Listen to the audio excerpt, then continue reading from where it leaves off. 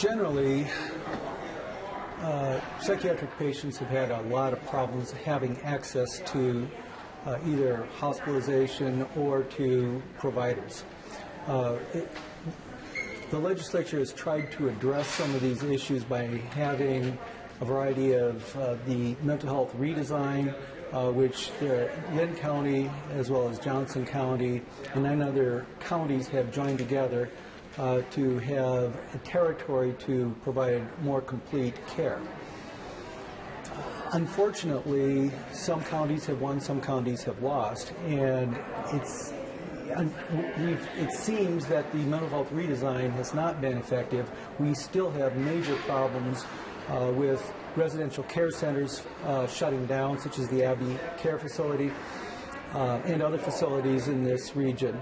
Part of that is associated with the Olmstead decision, which is sometimes used by politicians to decrease costs.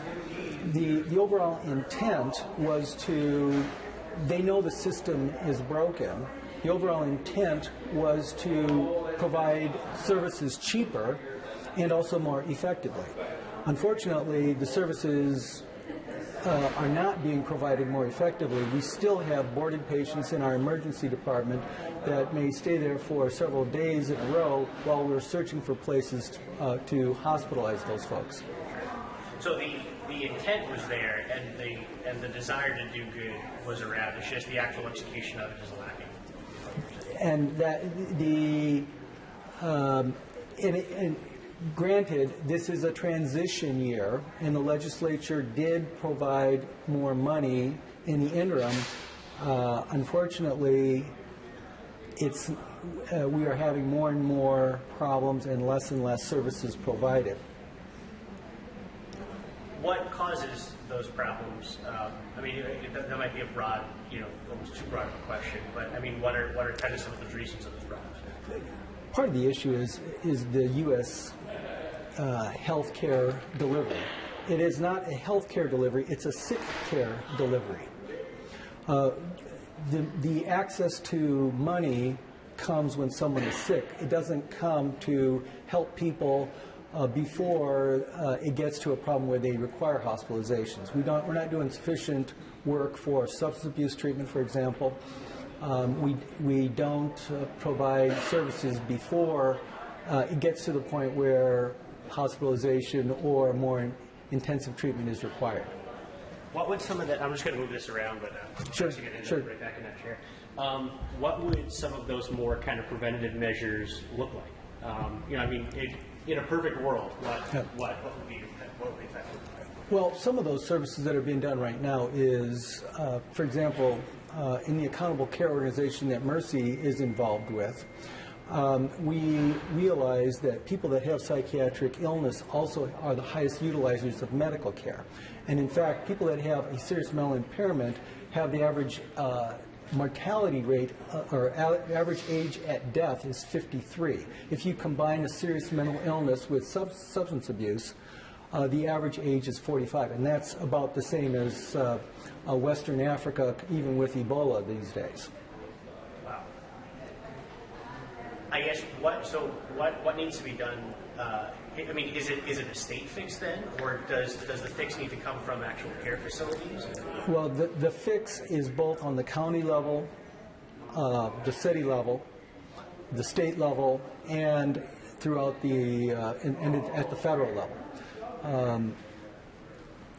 There has to be a conviction to know that this is a very necessary right that people have, is the treatment for to have mental health. In terms of on the federal level, I believe that there can be some benefit through the accountable care organizations that are being served. In terms of the state level, I think the mental health redesign can be workable if there is sufficient money put in. Unfortunately, the treatment is penny wise and dollar foolish.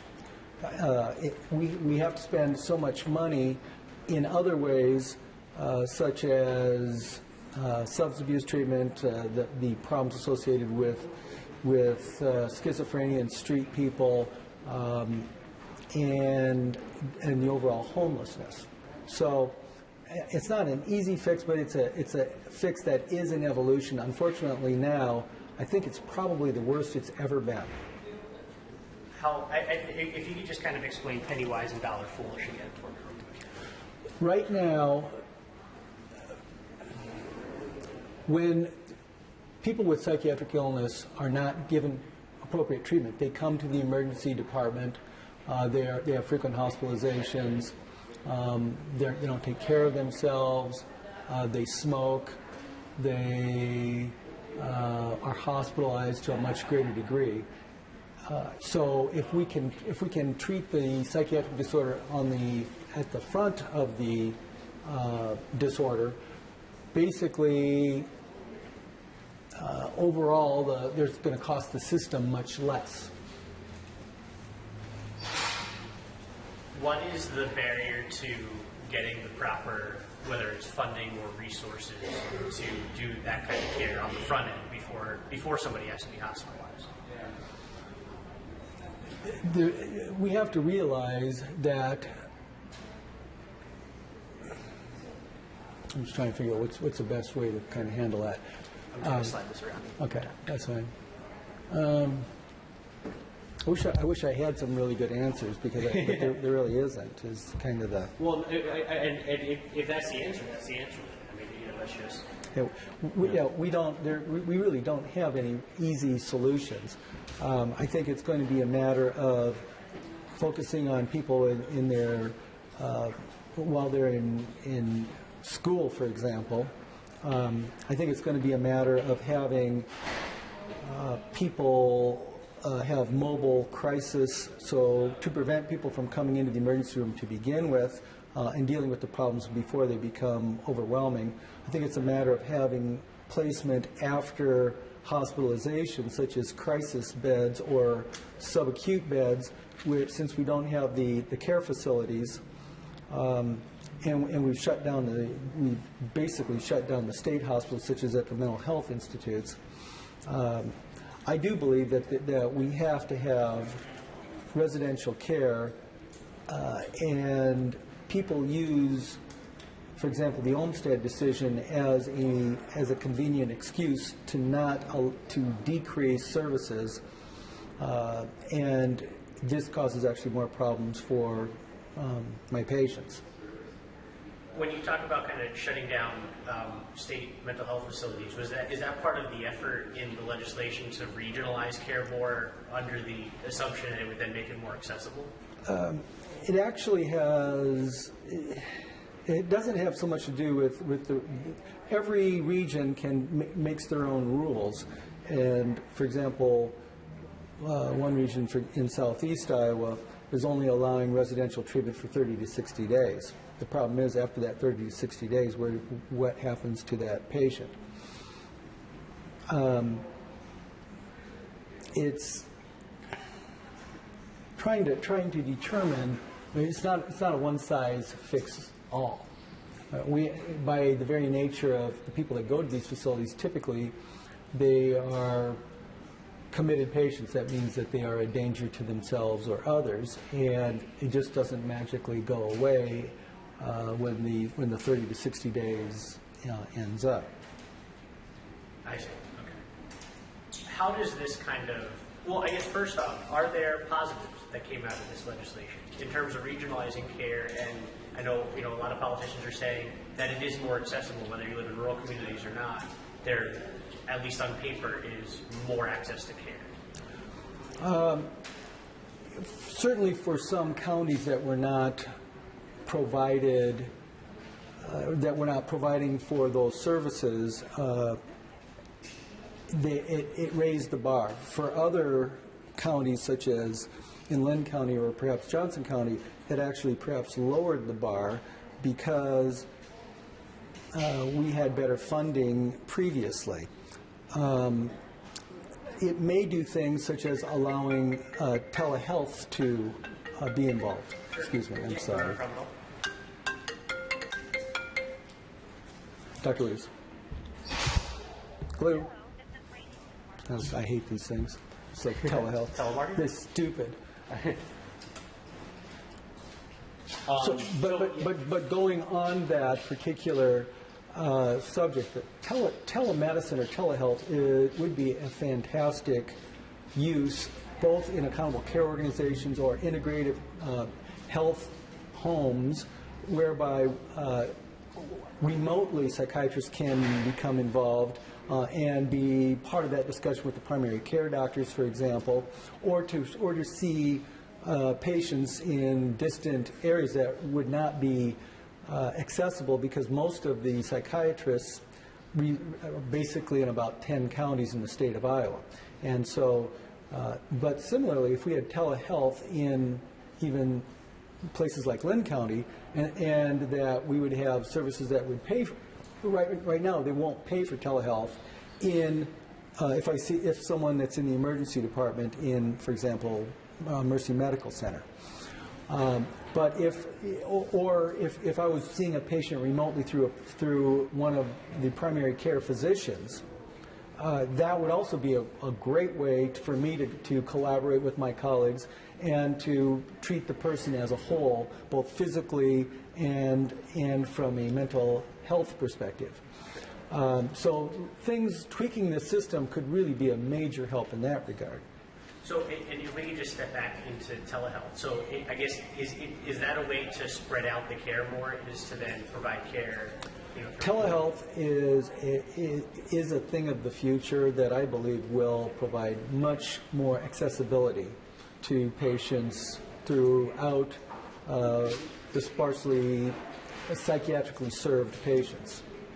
So then that is not part of the plan right now, but you're saying that it would be an alternative to it, instead of more buildings have this? Telemedicine or telepsychiatry in particular is something that is increasingly used and will be the future. Sure. And then if we could just kind of bring this back to, obviously our story today is focusing on how access to mental health or lack of affects all different kinds of violence, whether it's domestic gun violence or otherwise. How has that discussion changed because of some of the changes done on the healthcare side? Whereas, people who need access to mental health, who might not have gotten it before, either have access to it, or people who would have had access to better health care, are having trouble accessing that care now because their county might have been one of the losers instead of the winners. So, part of the issue is that there are not enough psychiatrists. And partly that is a function of reimbursement, particularly in Iowa, which has a very low reimbursement rate for Medicare, for example. We have 2 providers that were hired within the last 2 months, and already there is the first opening for a new patient is about 6 weeks from now. So if you build it, they will come. I believe the solution will be changing the system a little bit so that primary care providers can provide psychiatric treatment through consultation, for example, with me or the psychiatric team. How is that different from what happens now? Right now, I am reimbursed based upon the people that I see. It's eat what you kill. Whereas if you serve the system and allow other providers to provide psychiatric treatment, that actually would allow that service to be spread out. Now there's some issues such as malpractice issues or medical legal issues, which does not reinforce psychiatrists to serve the primary care doctor, but to see a patient. And sometimes, the more often that you see a patient, the more often that you will be reimbursed. So it's not serving the system; it's a system issue. Sure.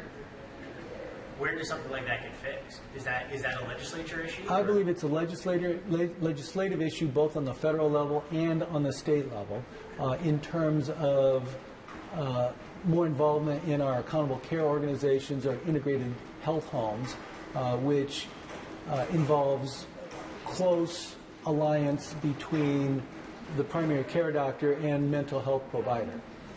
One last kind of question for you, and this is kind of an obvious one, but what effect does mental health care have on people who might be dangerous to themselves or dangerous to others in terms of getting them the care they need so that they don't become violent, whether it's with a gun or otherwise? Well, obviously, mental health is a critical part of caring for a patient before they become a danger to themselves or others.